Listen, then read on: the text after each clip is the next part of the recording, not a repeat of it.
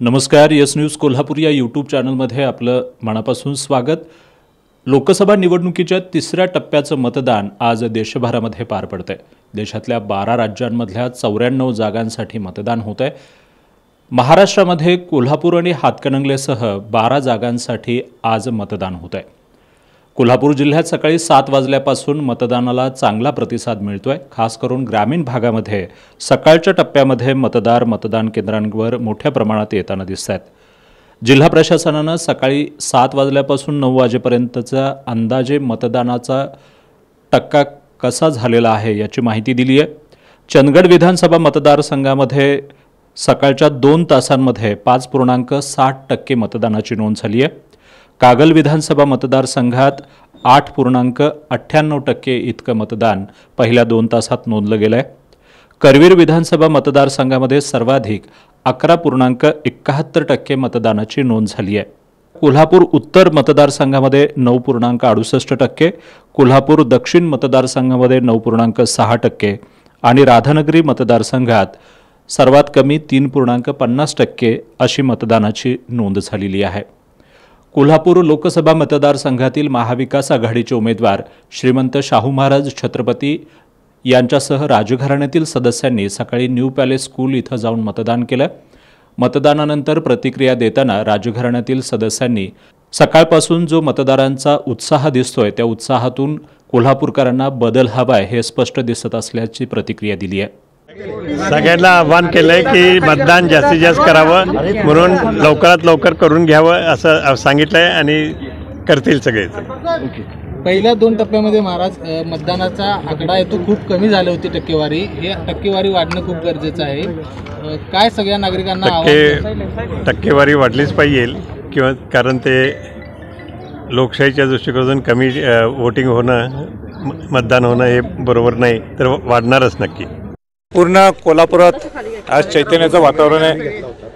छत्रपती शाहू महाराजांच्या माध्यमातून एक उत्साह निर्माण झालेला आहे आणि तो उत्साह आमच्या घरात सुद्धा दिसला आपल्याला की सगळेजण आम्ही आज एकत्र आलो आणि त्या उत्साहात आम्ही सर्वांनी मतदान केलेले कोल्हापूरच्या विकासासाठी आणि कोल्हापूरच्या प्रगतीसाठी. खरं तर मतदानाचा टक्का देखील वाढण्यासाठी काय आवाहन करणार, कारण उन्हाचा देखील तडाखा आहे ज्यामुळे 2 टप्प्यांमध्ये खूप कमी प्रमाणात मतदान झालं होतं. आता तिसऱ्या टप्प्याचं महत्त्वपूर्ण या ठिकाणी नाही, निश्चित उष्णता फार वाढलेली आहे.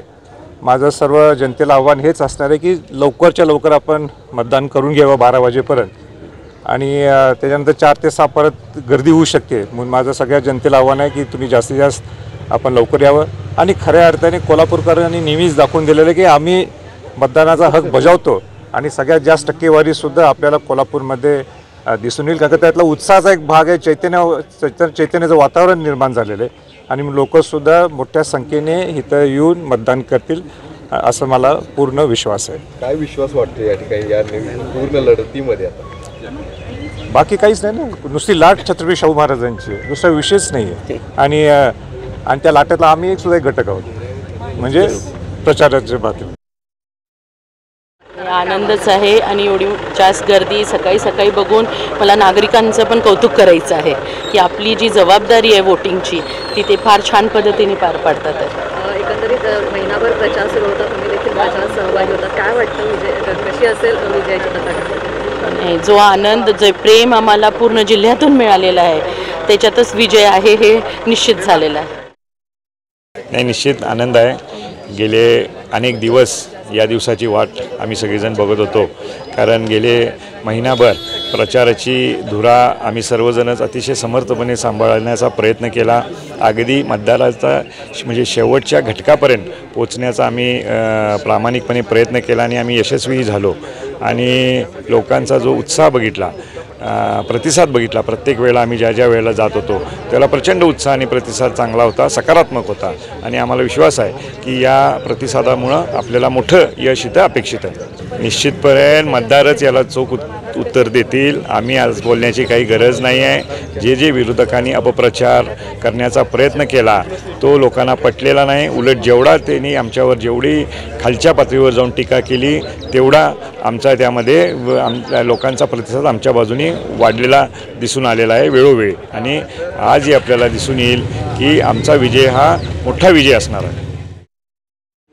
युवकांना एवढंच आवाहन करेन की ज्यांचं पहिलं मतदान आहे, आपण नक्कीच मतदानाचं महत्त्व समजून घेतलं आहे मागच्या 1 महिन्यात, तर आपण येऊन आता पुढे येऊन आज मतदान करावं, घरी थांबून नाही. आणि कारण की आपल्याला हा राजनीतीचा हा एक भाग आहे, कारण की तुम्हाला तुमचे लीडर्स चूज करायचा हा एक चान्स मिळाला आहे, तर आपण नक्कीच बाहेर पडा आणि वोट करा. कोल्हापूरमध्ये महिनाभर तुम्ही प्रचारासाठी फिरत होतात, आज मतदान होतंय, काय वाटतं एकंदरीत निकाल काय असेल? काय नाही बघा, आम्ही सगळं सोडून गाडीसाठी पूर्ण मेहनत घातलेली आहे आणि आम्ही निश्चित आहे की ही शाहू महाराजांची सीट नक्कीच निवडून येणार आहे, ह्याच्याबद्दल काही प्रश्नच नाही. फक्त आम्ही बघायला लागलो आहे आज लीड आपल्याला किती मोठी मिळणार आहे. ह्या वेळेला मी माझं सेकंड टाईम वोटिंग आहे माझं, आणि खूप अभिमान वाटतो की माझं मत माझ्या आजोबांना मी देत आहे आणि विकासासाठी देत आहे.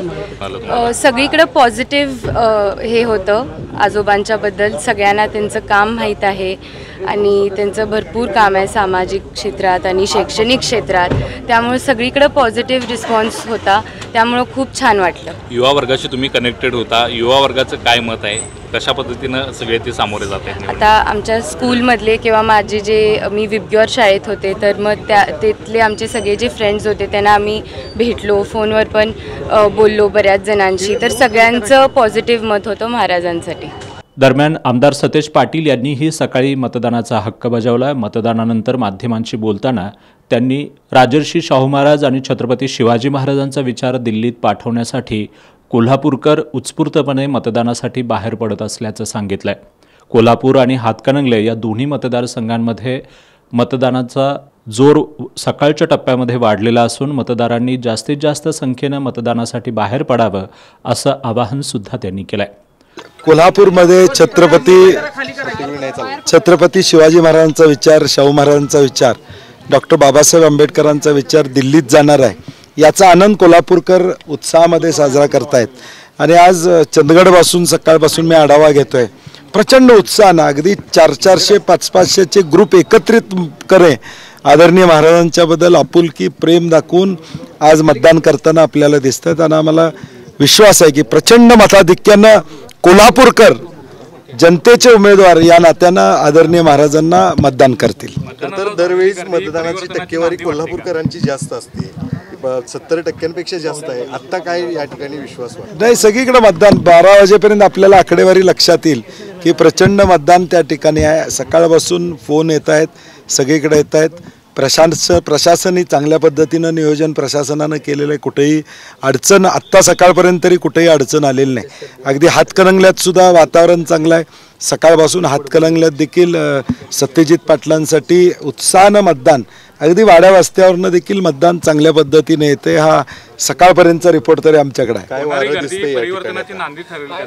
नाही, 100%. काल अनेक सर्वे पुढं आले, अनेक गोष्टी पुढं आपल्याला टी व्हीच्या माध्यमातून आल्या, जनतेच्या माध्यमातून त्या ठिकाणी आल्या.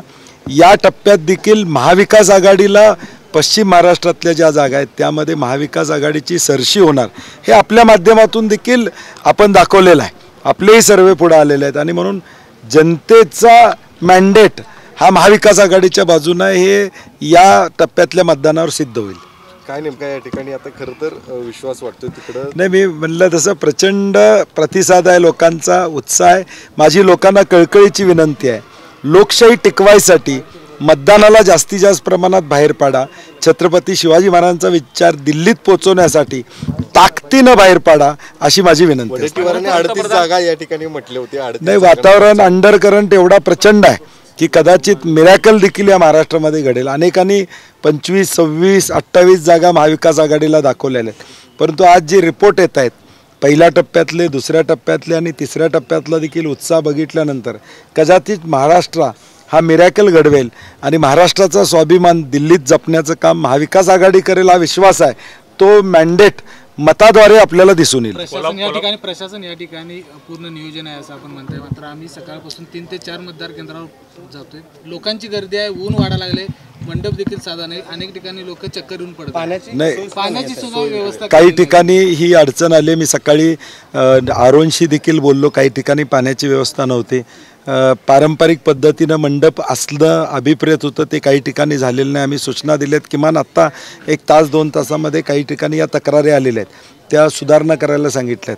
काही ठिकाणी व्हीव्हीपॅट डाव्या बाजूऐवजी उजव्या बाजूला ठेवलेल्या या मायनर गोष्टी झालेल्या आहेत, परंतु त्या ताबडतोब सुधारणा देखील त्यामध्ये करायच्या सूचना आम्ही प्रशासनाला दिलेल्या आहेत. साहेब, पंतप्रधान, मुख्यमंत्री, देशाचे गृहमंत्री, राज्याचे गृहमंत्री हे सगळे कोल्हापुरात आले होते आणि तुम्ही एका बाजूला होता, महाविकास आघाडी एका बाजूला होती. काय ही लढाई मी पहिल्यापासून म्हणतोय, कोल्हापूरची जनता विरुद्ध महायुती आहे. कोल्हापूरचा पॅटर्न वेगळा आहे, कोल्हापुरातली अस्मिता वेगळी आहे. कोल्हापूरकर ठरवतात की काय करायचं.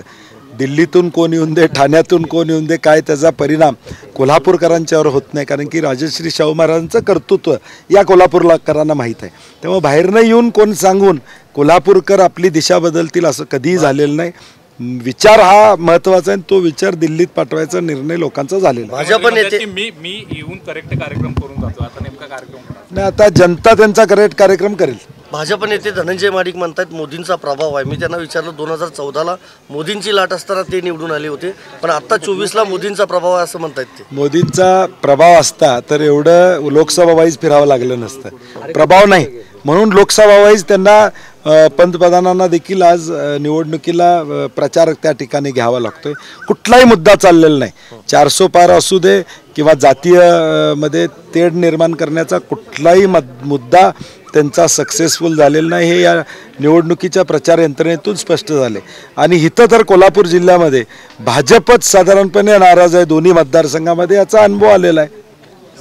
कोल्हापूर उत्तरच्या आमदार जयश्री जाधव यांनीही सकाळी मतदानाचा हक्क बजावला. त्यांच्यासोबत त्यांच्या सासूबाई स्वर्गीय आमदार चंद्रकांत जाधव यांच्या आई प्रेमला जाधव याही मतदानासाठी मतदान केंद्रांवर आल्या. वयाच्या 93व्या वर्षी त्यांनी मतदान केंद्रावर जाऊन मतदान केलं. यावर्षी निवडणूक आयोगाकडून पहिल्यांदाच 85 वर्षावरील आणि दिव्यांग मतदारांसाठी घरबसल्या मतदानाची सोय केली होती, परंतु ज्या मतदारांनी या घरबसल्या सोयीचा लाभ न घेता मतदान केंद्रावर जाऊन मतदान करण्याचा निर्णय घेतला होता, अशा मतदारांना प्रशासनाकडून मतदान केंद्राच्या ठिकाणी सन्मानपत्र देऊन त्यांचा विशेष सन्मान केला जातोय. आज लोकशाहीचा उत्सव आहे, संविधानानं हक्क दिलेला आहे. मी मतदान केले, सर्वांनी 100% मतदान करा. मी 93 वर्षाची आहे. मी घरीच करणार होतो, पण मी इथे येऊन मतदान केलं. तुम्ही पण करा. एकूणच कोल्हापूर जिल्ह्यात सकाळी 7 वाजल्यापासून सुरू झालेल्या मतदानाला 9 वाजेपर्यंत चांगला प्रतिसाद मिळाला आहे. दुपारनंतर उन्हाचा जोर वाढणार असल्यामुळं सकाळच्या टप्प्यामध्ये मतदान मोठ्या प्रमाणात होईल अशी अपेक्षा होती. त्यानुसार सकाळच्या टप्प्यामध्ये मतदार मोठ्या प्रमाणात मतदानासाठी बाहेर पडताना दिसत आहेत. कोल्हापूरचे जिल्हाधिकारी अमोल एडगे यांनी सुद्धा सकाळी स्वतः मतदानाचा हक्क बजावला आहे आणि त्यांनी जिल्ह्यातल्या मतदारांना जास्तीत जास्त संख्येनं मतदान करावं असं आवाहन सुद्धा केलं आहे. नमस्कार, मी अमोल एडगे, जिल्हाधिकारी कोल्हापूर. मागच्या 1.5-2 महिन्यापासून जिल्हा प्रशासन निवडणुकीची तयारी करत आहे आणि आता निवडणुकीची सर्व तयारी झालेली आहे. आपल्या जिल्ह्यातील 3368 मतदान केंद्रावरती मतदान कर्मचारी EVM मशीन घेऊन कालच पोचलेले आहेत आणि सर्व मतदान केंद्र आपल्या स्वागतासाठी सज्ज झालेले आहेत. उष्णतेचं प्रमाण लक्षात घेऊन सर्व मतदान केंद्रावरती आपण पिण्याच्या पाण्याची व्यवस्था, सावलीची व्यवस्थाही केलेली आहे. आता फक्त विनंती मतदार राजाला आहे, जे आम्ही मागच्या 1-1.5 महिन्यापासून आपल्याला करत आहे. तर आज 7 मे 2024 रोजी सकाळी 7 वाजल्यापासून 3368 सर्व मतदान केंद्रावरती मतदान प्रक्रिया सुरू झालेली आहे. तर परत एकदा सर्व मतदारांना प्रशासनाद्वारे नम्र आवाहन आहे की आपल्या मतदान केंद्रावरती जाऊन मतदान करा. मतदान हा लोकशाहीने दिलेला आपल्याला अमूल्य अधिकार आहे. कोणतंही कारण सांगून मतदानाची टाळाटाळ कृपया करू नका. आत्तापर्यंत जर आपण मतदान केलं नसेल तर मतदान केंद्रावरती जाऊन मतदान करा. मला सुद्धा BLO मार्फत मतदार चिठ्ठी मिळालेली आहे, जी आपल्यालाही मिळालेली असेल आणि यामधील जे माझं मतदान केंद्र आहे श्री दत्ताबाळ प्राथमिक विद्यामंदिर खोली नंबर 3 या ठिकाणी सकाळी जाऊनच मी मतदान केलेलं आहे. तर परत एकदा सर्व मतदारांना नम्र आवाहन, मतदान करा आणि लोकशाहीच्या उत्सवामध्ये सहभागी व्हा. आपण दिवसभर आज जी मतदान प्रक्रिया लोकसभा निवडणुकीसाठी पार पडते त्याचे अपडेट घेत राहणार आहोत. पाहत रहा S न्यूजचं YouTube channel S news Kolhapur.